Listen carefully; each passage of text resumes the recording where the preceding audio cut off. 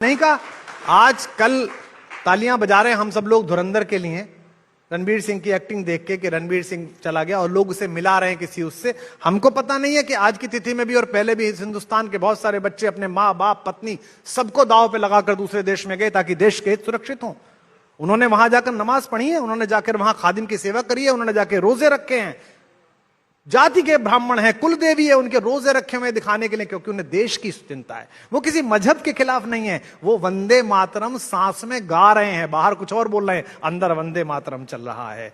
जिस दिन तक 150 करोड़ लोगों में यह भाव नहीं आएगा कि मेरा धर्म मेरे देश से पीछे है, मेरी पवित्र पुस्तक मेरे संविधान से पीछे है, उस दिन तक इस देश में एकता की बात मंचों से होंगी, आज तक से होंगी नहीं। और करनी है तो यहां पर लाना पड़ेगा। यह जिस दिन आ जाएगा कि मैं अपने धर्म के प्रतीकों, अपने देवी देवताओं, अपनी पवित्र पुस्तक से पहले इस देश को मानूंगा, उस दिन देश में शांति आ जाएगी। और जब तक आप ये कहते रहेंगे नहीं साहब मेरा मजहब पहले है, मेरी किताब पहले है, तो भाई साहब झगड़ा तो यहां भी होगा और फजीता वहां भी होगा, जहां ज्यादा संख्या में, हर जगह फजीता होगा आपका। आपको यह मानना पड़ेगा कि इस हॉल में बैठे हुए लोग, करोड़ों लोग, अगर किसी दिन देश ये कहता है, ये मैंने पहले कह दिया तो विवाद हो गया था, एक बार फिर कर लेते हैं विवाद, क्या दिक्कत है। ये किसी दिन देश मुझसे ये कहे मैं सनातनी हूं जन्म से, जिसमें मेरा कोई प्रारब्ध नहीं है, माता पिता के संस्कार के कारण ब्राह्मण हूं, वेद शास्त्र भी पढ़ता हूं, बोलता भी हूं।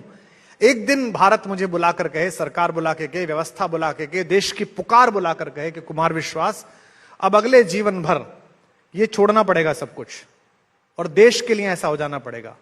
ये रामचरितमानस पीछे रखनी पड़ेगी, संविधान आगे रखना पड़ेगा। इस गीता को पीछे रख, संविधान को आगे रख। तो मैं लड़ूंगा, मैं कहूंगा बिल्कुल संविधान को आगे रखो। अब यही बात किसी और से कहवाइए कि आप इस किताब को पीछे रखिए, संविधान को नहीं साहब पहले तो, और ये कैसे होगा। किसी ने मुझसे कहा ये व्यर्थ का सवाल है, आप कह सकते हैं। किसी ने कहा ये मूर्खतापूर्ण सवाल है, हम चुने ही क्यों देश और धर्म में से। चुनने का मौका आता है। आज मैं बता रहा हूं, नाम नहीं लूंगा, सब जानते हैं।